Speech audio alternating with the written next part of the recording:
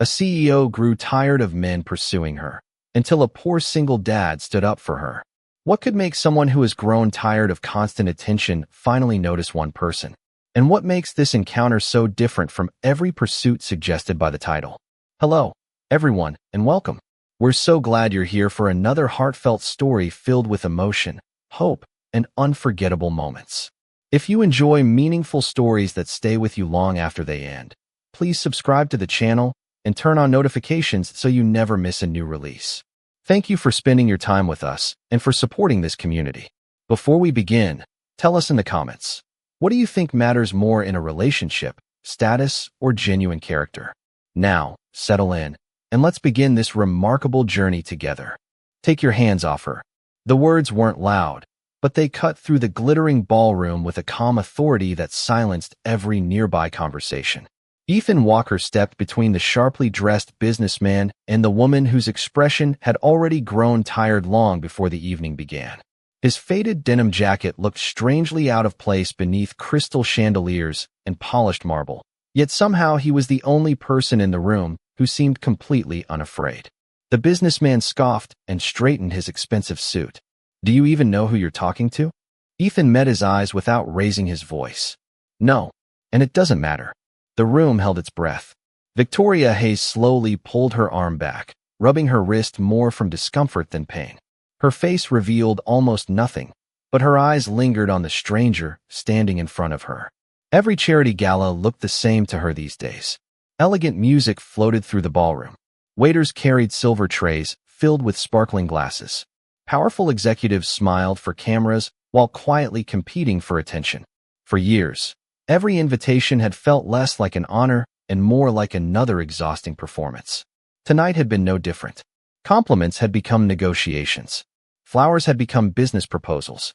Invitations to dinner always seemed to arrive, attached to investment opportunities. Somewhere along the way, Victoria had stopped believing anyone actually saw her. Then this man appeared. Security finally approached, asking everyone to step back. The businessman muttered something under his breath before walking away, clearly unwilling to make a larger scene. Conversations gradually resumed, but the atmosphere had shifted. Ethan glanced toward Victoria, almost embarrassed by the attention. "Are you okay?" he asked. She nodded once. "Yes, thank you. Good." He offered a polite smile. "That's all that matters." She expected him to stay. Most men would have.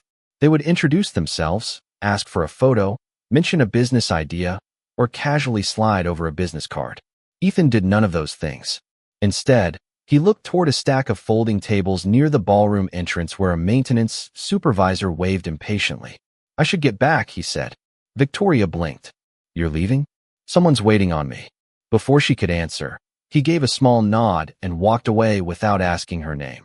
Without looking back, and without realizing he had just left the most recognizable CEO in the city standing speechless in the middle of her own fundraising gala.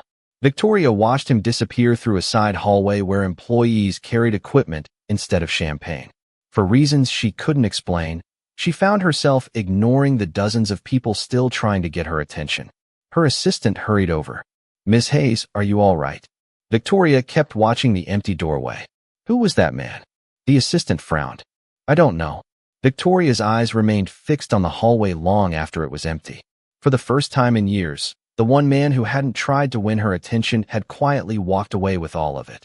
The next morning arrived with a pale wash of sunlight stretching across the cracked windshield of Ethan Walker's old pickup. The faded blue truck coughed to life on the second try, just as it had every weekday for nearly 6 years. A small paper star, carefully taped to the dashboard by tiny hands years earlier, fluttered slightly as the air conditioner struggled against the early summer heat. Ethan smiled before glancing toward the passenger seat. His 10-year-old daughter, Lily, was finishing the last bite of her blueberry muffin while balancing her backpack on her knees. "Did you remember your science project?" he asked. She rolled her eyes with playful confidence. "Dad, I reminded you twice." He laughed softly. "Fair enough." They pulled into Maple Grove Elementary 10 minutes later. Cars lined the curb as parents hurried through another busy morning, but Ethan never rushed this part. He parked, walked Lily to the front gate, and knelt beside her. 3:15, he said. She nodded with the same little smile she had worn for years. I know. You always answer. She wrapped her arms around his neck for a quick hug before disappearing into the crowd of children. Ethan waited until she stepped inside the building before driving away. His day officially began at Mason Auto Repair, a family-owned garage tucked between an old hardware store and a neighborhood diner. The smell of motor oil, warm rubber, and fresh coffee greeted him before anyone else did. "Morning, Walker," called Frank Mason from beneath the hood of a pickup. "Morning." Ethan grabbed his toolbox without another word. By mid-morning, sweat darkened the collar of his work shirt, while country music drifted softly from an old radio balanced on a shelf. He liked the quiet rhythm of honest work. Engines made sense. Broken things could usually be repaired if someone took the time to understand them. Around 11 o'clock, the shop television switched from local weather to business news. One of the younger mechanics whistled. There she is again. Ethan barely looked up as the reporter announced another successful acquisition by Hayes Global Holdings. Victoria Hayes appeared on the screen for only a few seconds before cameras flashed around her as she entered corporate headquarters. Frank chuckled. That woman probably signs contracts worth more than this entire block. Ethan tightened a bolt and shrugged. Good for her. The television moved on to another story. Ethan had already forgotten her face. Across town, however, Victoria had not forgotten his. She sat alone in the corner office overlooking the Chicago skyline, but the financial reports spread across her desk remained untouched. Instead, she studied a single security photograph her assistant had quietly printed that morning. It showed a man in worn work boots walking away from the ballroom with his hands in his pockets, never once looking back. Have we identified him? She asked. Her assistant hesitated. His name is Ethan Walker. He was part of the maintenance contractor hired for the gala. Victoria looked at the photograph again. Anything else? Single father. Local mechanic. No social media. No interviews. Nothing unusual. Victoria leaned back slowly. No one has nothing unusual. The assistant waited. Victoria finally folded the photograph and slipped it inside her notebook instead of throwing it away. She had attended hundreds of events, met thousands of successful men, and forgotten nearly all of them. Yet somehow, the only face she could not stop thinking about belonged to a mechanic who had walked away before she even had the chance to thank him properly. She closed the notebook, unaware that before the week was over, she would find herself standing inside the very garage where Ethan spent every ordinary day, and neither of them could imagine how much that quiet meeting would change everything. 3 days passed before Victoria Hayes finally gave herself a reason to drive across town. Officially, the silver SUV stopped outside Mason Auto Repair because a warning light had appeared on the dashboard. Unofficially, she had ignored 3 dealerships much closer to her office. The garage looked exactly the way she imagined an honest place should look. A faded American flag fluttered above the entrance. Wind chimes made from old wrenches clicked softly near the office door. The scent of motor oil mixed with fresh coffee drifted through the warm afternoon air. Ethan was lying beneath an aging pickup truck when she stepped inside. Someone will be right with you, he called without looking up. His voice was calm, almost familiar. A few seconds later he rolled out from under the truck, wiping his hands with a clean shop towel. He froze for only a heartbeat before recognizing her. You were at the charity event. Victoria smiled gently. I was. Ethan nodded once. Looks like your car made it this time. She laughed quietly. It did until this morning. He walked toward her SUV and crouched beside the front tire before opening the driver's door. His eyes moved across the dashboard. The warning light came on today? Around breakfast. Any strange noises? No. He nodded thoughtfully. Probably nothing major, but let me check it. There was no excitement in his voice. No nervousness. No attempt to impress her. He simply did his job. Victoria watched him work for several minutes. His movements were steady and efficient. Every tool returned to the same place without thinking. Even the younger mechanics seemed to follow his quiet example rather than his words. Frank Mason wandered over carrying 2 paper cups of coffee. Ma'am, while Ethan takes a look, you are welcome to sit inside. She accepted the coffee with a grateful smile. Through the office window, she continued watching Ethan. Every few minutes someone stopped to ask him a question. He always answered patiently before returning to the vehicle in front of him. Not once did he glance toward her to see if she was watching. 20 minutes later, Ethan walked inside, carrying a small diagnostic scanner. Loose gas cap, he said. Victoria blinked. That is all. He smiled. Sometimes cars like simple answers. She could not help smiling back. How much do I owe you? Ethan reached for a clipboard, scribbled a few notes, then handed her the inspection sheet. The total read $0. She looked up in surprise. You spent half an hour checking everything. You already paid enough by waiting. That is not how business usually works. Ethan shrugged. Maybe not, but it works for me. Victoria slowly removed her wallet anyway. Ethan gently raised a hand. Please do not. She hesitated. Then at least let me buy lunch. He glanced toward the large clock hanging above the office door. It read 2:48. His expression softened. I appreciate that, but I have another appointment. She looked around the empty garage. Another customer? He smiled in a way that reached his eyes this time. The most important one. At exactly 3 o'clock, he removed his work gloves, washed the grease from his hands, grabbed his truck keys, and headed for the door. Frank laughed quietly. He has never missed school pickup. Not once. Victoria watched Ethan drive away in the same old pickup with the faded paper star still taped to the dashboard. She stood silently beside her perfectly running SUV, realizing she knew almost nothing about the man who had quietly become the most interesting person she had met in years. What she did not know was that 5 minutes earlier, someone sitting inside a black luxury sedan across the street had taken several photographs of Ethan leaving with her vehicle parked outside the garage, and before sunset, those images would be sent to someone determined to learn exactly why the city's most powerful CEO had started visiting an ordinary mechanic. Victoria told herself the second visit was practical. Her assistant needed a reliable opinion before approving repairs on a fleet vehicle assigned to one of the company's community outreach programs. It sounded reasonable enough that even she almost believed it. Late Friday morning, she parked outside Mason Auto Repair again. This time, Ethan looked up from replacing a brake rotor and smiled with quiet recognition. Good to see you again, he said. What brings you back? She handed him a folder. One of our vehicles has been giving us trouble. I wanted an honest opinion. Ethan wiped his hands and glanced through the maintenance records without asking which company owned the SUV. I can take a look this afternoon. There is no rush, Victoria replied. Take whatever time you need. He nodded. That usually leads to the best repairs.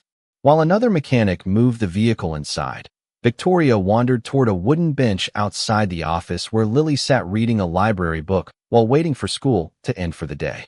You must be Ethan's daughter, Victoria said gently. Lily looked up with a polite smile. Yes, ma'am. That is a good book. Lily held up the cover proudly. Dad says every good story teaches you something without telling you what to think. Victoria smiled, surprised by the answer. Your father sounds wise. Lily shrugged. He just listens more than he talks. Before Victoria could respond, Ethan stepped outside carrying 2 bottles of water. He handed one to Lily first. Only then did he offer the other to Victoria. It might take another 20 minutes, he said. You are welcome to wait here if you would like. They sat beneath the shade of an old maple tree while traffic drifted past the garage. For a few moments, nobody spoke. The silence felt comfortable rather than awkward. Victoria finally broke it. Do you ever think about doing something bigger? Ethan looked toward the open garage instead of answering immediately. Bigger is an interesting word. She tilted her head. How so? He smiled faintly. Some people think running a global company is big. Others think making it home before your daughter finishes dinner is big. Victoria lowered her eyes for a second. She had canceled more family dinners in her life than she wanted to remember. Ethan stood as another mechanic waved him back inside. I will have your answer soon. Less than half an hour later, he returned carrying a simple estimate. The repairs are not urgent, he explained. You could spend several $1,000s replacing parts that still have years left. Honestly, I would wait. Victoria studied the estimate. Any dealership would have recommended the expensive option. Ethan had just talked himself out of making money. You know, she said softly, most businesses would not give that advice. He folded the paperwork and handed it back. Maybe. But people remember honesty longer than invoices. Their eyes met for a quiet moment before Ethan excused himself to help another customer whose old sedan had stalled near the entrance. Victoria watched him kneel beside an elderly couple, patiently explaining the problem with the same calm respect he had shown everyone else that day. She realized he never changed depending on who stood in front of him. Across the street, inside the same black luxury sedan, another camera shutter clicked. A man lowered a telephoto lens and smiled without warmth. She came back, he murmured into his phone. Twice in 1 week. I think we finally found something she actually cares about. Unaware that someone had begun turning innocent visits into a dangerous story, Victoria quietly slipped Ethan's handwritten estimate into the same notebook that already held his photograph, never imagining both pieces of paper would soon become evidence in a rumor neither of them had created. By Monday morning, the photographs had already found their way onto several local gossip websites. None of the headlines claimed to know the full story, but they did not need to. A blurry image of Victoria standing outside Mason Auto Repair beside Ethan's pickup invited people to invent their own conclusions. The comments spread faster than the facts. Some insisted the mechanic had somehow charmed one of the most successful women in the country. Others claimed he was using his daughter to appear trustworthy. By lunchtime, Ethan still knew nothing about any of it. He was replacing a water pump when Frank walked into the garage carrying his phone with an uneasy expression. You should probably see this. Ethan wiped his hands before taking the phone. He quietly scrolled through the article, then another, then another. Each one told a different version of the same imaginary story. He handed the phone back without saying a word. Frank frowned. Does this bother you? Ethan looked toward the service bay where another customer had just pulled in. It does. He picked up his wrench. But that car still needs fixing. Frank studied him for a moment before shaking his head in quiet admiration. Across the city, Victoria was facing the same headlines from a very different office. Her assistant placed a tablet on the conference table just before an executive meeting. Our communications department recommends releasing a statement. Victoria barely glanced at the screen. About what? The rumors. She closed the tablet instead. Rumors become news when people treat them like news. Several executives exchanged uncertain looks. One of them finally spoke. With respect, public perception affects shareholder confidence. Victoria met his eyes. Then perhaps shareholders should learn the difference between photographs and truth. The meeting continued, but her concentration never fully returned. Later that afternoon, she drove past Mason Auto Repair without stopping. She noticed two unfamiliar vehicles parked across the street. One contained a man holding a camera with a long lens. Another sat farther down the block with dark windows. She kept driving. For the first time in years, she realized her public life could become someone else's burden. At exactly 3:15, Ethan parked outside Maple Grove Elementary. Lily climbed into the truck wearing the same cheerful smile she always carried after school. Guess what, she said. Mrs. Collins put my drawing on the classroom wall. Ethan smiled. I cannot wait to see it. She noticed his expression soften, but never quite reach his eyes. Did something happen? He hesitated for only a second. Just one of those busy days. Lily accepted the answer, but as they stopped for ice cream on the way home, she quietly reached across the seat and rested her small hand on his arm. You always tell me the truth, she whispered. Even when it is hard. Ethan looked at her for a long moment before nodding. Some people are saying things that are not true. About you. He smiled gently. About someone I helped. Lily thought about that while stirring the melting ice cream in her cup. Grandma always said people can make noise without making sense. Ethan laughed softly, the tension easing from his shoulders for the first time that day. Neither of them noticed the man across the street lifting a camera once again. This time the photographs captured Ethan laughing with his daughter outside the ice cream shop. Within an hour, those images would be added to a growing file that someone intended to use for far more than gossip, and the next move would place Ethan in front of a choice that no honest man could simply ignore. The invitation arrived in a plain white envelope with no company logo and no return address. Ethan found it tucked beneath the windshield wiper of his pickup when he finished work on Wednesday evening. Inside was a single card with a downtown office address and one sentence. We would like to discuss an opportunity that could change your future. Frank glanced at the card and frowned. You are not thinking about going, are you? Ethan slipped the card into his shirt pocket. I would rather know who wants to talk than spend weeks wondering. The following afternoon, he drove into the city after dropping Lily off at her after-school art club. The office occupied the top floor of a modern glass building overlooking the river. A receptionist escorted him into a conference room where a sharply dressed man stood beside the windows with his hands behind his back. "Mr. Walker," the man said with an easy smile. "Thank you for coming." Ethan remained standing. "You wanted to see me. Please, have a seat." Ethan politely declined.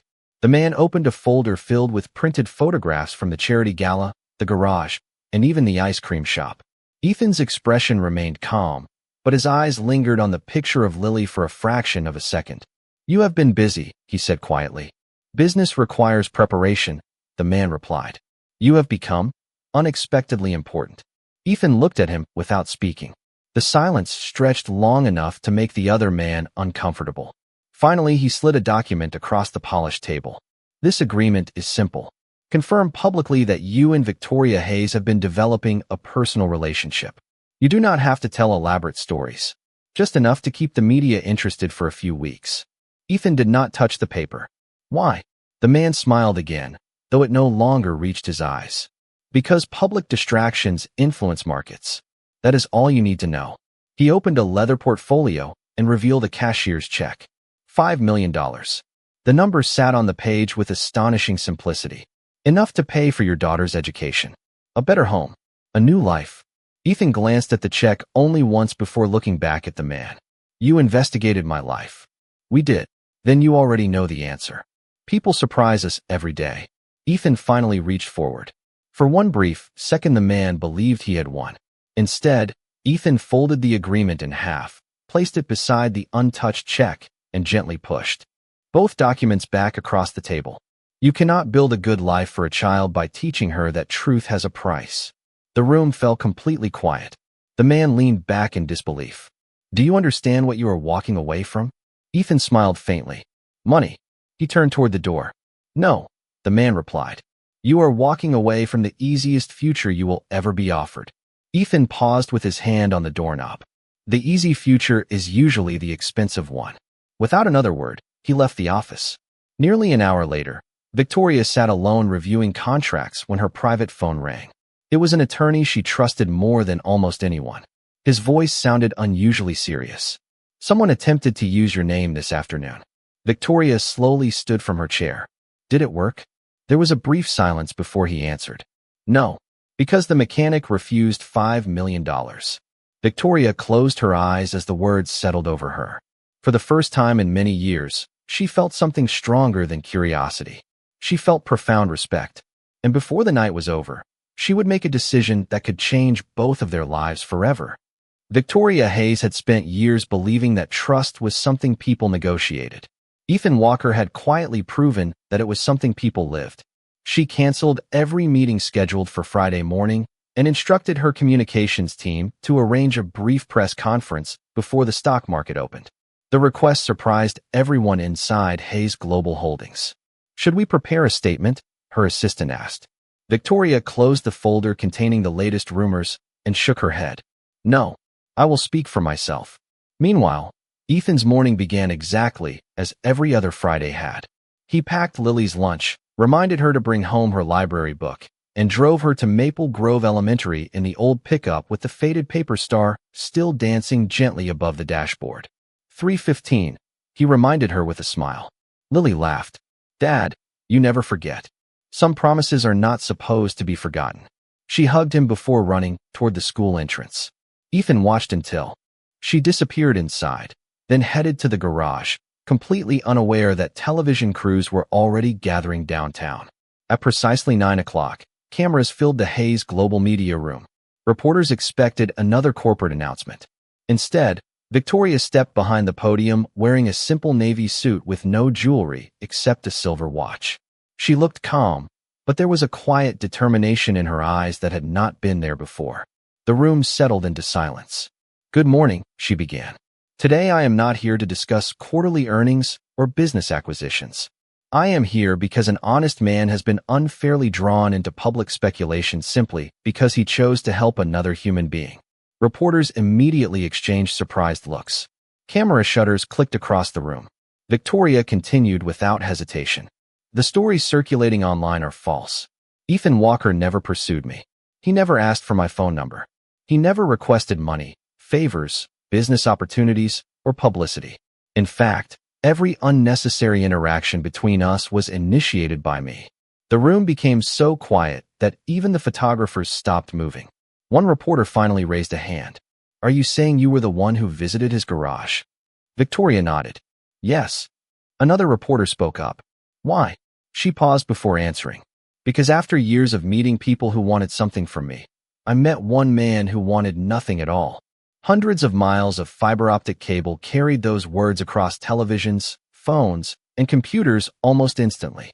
Inside Mason Auto Repair, the small television mounted above the waiting area broadcast the press conference live. Frank slowly lowered the coffee mug in his hand. The younger mechanics turned toward Ethan at the same time. Ethan looked up from the engine he was repairing just as Victoria's face filled the screen. She looked directly into the cameras. "There is one more thing the public deserves to know. Earlier this week, Mr. Walker was offered $5 million to make false statements involving my name. He refused without negotiation." Ethan's wrench slipped from his hand and landed softly on the rubber floor mat. He had told no one about that meeting. Frank stared at him in disbelief. "You never said a word." Ethan quietly picked up the wrench. "It was not my story to tell." Before anyone could say another word, a black SUV rolled slowly into the garage parking lot. The driver's door opened, and Victoria stepped out alone. She was not carrying a lawyer, a security team, or a public relations advisor. She was carrying only a small notebook with a folded photograph tucked inside, and for the first time since they had met, Ethan realized she had come to see him not as a grateful stranger, but as someone whose opinion had quietly become the one that mattered most. The entire garage seemed quieter after Victoria stepped inside. Even the steady hum of impact wrenches faded into the background as Ethan removed his work gloves and walked toward her. For several seconds, neither of them spoke. Victoria held the small notebook against her side, taking a slow breath before breaking the silence. "I should have protected you sooner," she said. Ethan studied her expression. There was no trace of the polished executive who confidently addressed reporters only an hour earlier. She simply looked tired. "You did what you thought was right," he answered. She shook her head gently. "No, I did what was easiest at first. Those are not always the same thing." Ethan looked toward the open garage door where sunlight spilled across the concrete floor. "The rumors will fade." Victoria smiled faintly. "That is not what worries me." Before he could respond, Lily came running from the office carrying the library book she had accidentally left behind that morning. She stopped when she noticed Victoria standing beside her father. "Hi," Lily said with a friendly smile. "Hello, Lily." Victoria knelt slightly, so they were at eye level. "I have been hearing wonderful things about your artwork." Lily looked at Ethan. "Did you tell her?" Ethan laughed. "Not this time." Lily proudly opened her backpack and pulled out a folder. Inside was the drawing that had been hanging in her classroom. It showed an old blue pickup parked beside a bright sunrise with 3 people standing together. Although one figure had only been sketched in pencil without any color. Victoria noticed it immediately. "Who is that?" she asked softly. Lily looked down at the unfinished figure. "I never knew who to draw there." Ethan quietly placed a hand on his daughter's shoulder, but said nothing. Victoria felt an unexpected tightness in her chest. For years, she had built skyscrapers of success, while quietly accepting empty evenings as the price. Looking at the simple drawing, she suddenly understood what she had truly been missing. Frank cleared his throat from across the garage. "Walker, I can finish the truck. Why don't you two take a break?" Ethan hesitated. Victoria smiled. "There is a diner across the street." Lily's eyes lit up. "Can we get pie?" Ethan chuckled. "Only if you eat lunch first." 20 minutes later, the 3 of them sat in a small neighborhood diner where the waitress greeted Ethan by name and already knew Lily wanted lemonade with no ice. Victoria watched the easy conversations around them. Nobody asked about quarterly earnings. Nobody requested photographs. Nobody tried to impress anyone. It felt strangely peaceful. The waitress placed 3 slices of homemade apple pie on the table. "Dessert is on the house today," she said. Ethan immediately reached for his wallet. "No, thank you. We will pay." The waitress smiled. "You fixed my son's truck last month and refused to charge him because he had just started college. Let me do something nice for you this once." Ethan slowly lowered his wallet. "Thank you." Victoria noticed the exchange more than the pie itself. Kindness had been quietly following Ethan long before she entered his life. As they walked back toward the garage, Lily slipped her small hand into Victoria's without saying a word. Neither of them seemed to notice it at first. When Victoria finally looked down, Lily smiled as though it were the most natural thing in the world. Victoria gently squeezed her hand, unable to hide the tears gathering in her eyes. Across the street, the black luxury sedan that had shadowed them for days was gone. But just as hope began replacing fear, Ethan's phone vibrated with a message from an unknown number. He opened it, and the warmth left his face almost instantly. There was only one sentence on the screen. If honesty could not buy you, someone else you love might cost you everything. Ethan quietly locked his phone and slipped it into his pocket before Lily could notice the message. Victoria watched the color leave his face, and she knew immediately that something had changed. What is it? She asked softly. Ethan looked toward Lily, who was skipping a few steps ahead while humming to herself. Not here. That evening, after Lily had fallen asleep, Ethan showed Victoria the anonymous message while they stood on the small front porch of his modest house. The summer air was warm, and the porch light cast a gentle glow across the old wooden swing that had seen years of quiet conversations. Victoria read the words once before calmly handing the phone back. They want you to be afraid. Ethan nodded. I know. Are you? He looked through the front window where Lily's drawing still rested on the refrigerator door. Only for her. Victoria remained silent for a long moment. Then she reached into her notebook and unfolded the photograph she had carried since the charity gala. It showed Ethan walking away without ever looking back. This was the day everything changed, she whispered. For me, anyway. Ethan smiled gently. For me, it was just another day. She looked at him with tears quietly filling her eyes. That is exactly why it mattered. The following week, federal investigators announced that several individuals had been charged with financial crimes connected to market manipulation, fabricated media campaigns, and attempts to influence corporate decisions through false public narratives. The anonymous messages stopped as suddenly as they had begun. The black luxury sedan never returned. The headlines disappeared almost overnight, replaced by stories about accountability instead of rumors. Ethan never gave a television interview. He simply returned to work each morning, dropped Lily off at school at exactly 3:15 every afternoon, and continued repairing cars the same way he always had. Some things, however, slowly changed. Victoria no longer scheduled meetings late on Friday afternoons. Instead, a black SUV could often be found parked beside the faded blue pickup outside Mason Auto Repair. She discovered that conversations over coffee in a neighborhood diner often mattered more than dinners inside exclusive restaurants. She learned that laughter sounded different when nobody expected anything from her. One crisp autumn afternoon, nearly a year after the gala, Ethan closed the garage early to attend Lily's school art exhibition. Parents wandered through the hallways admiring colorful paintings and handmade projects. Lily proudly led them toward the final display. Her newest picture showed the same old blue pickup beneath a bright sunrise. The paper stars still decorated the dashboard. This time, however, all three people standing beside the truck had been carefully colored. Victoria looked at the finished drawing and quietly covered her mouth with one hand. Lily smiled. I finally knew who belonged there. Without thinking, Victoria knelt and hugged her gently. Thank you, she whispered. Lily pulled back with an innocent grin. Can I stop calling you Miss Hayes now? Victoria glanced at Ethan. He smiled with the same quiet kindness that had first caught her attention.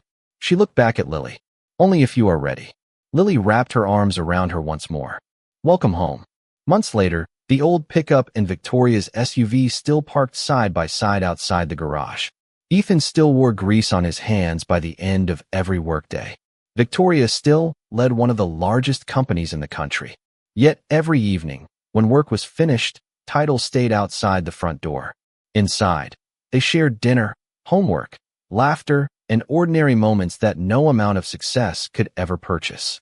The paper star remained taped to the pickup's dashboard, gently moving whenever the engine started, reminding all three of them that the smallest acts of love often outlast the grandest displays of power. In the end, the woman who had grown tired of being pursued discovered peace in the company of the one man who never chased her at all, and everyone who truly knew their story understood that genuine character will always leave a deeper mark than wealth, status, or applause.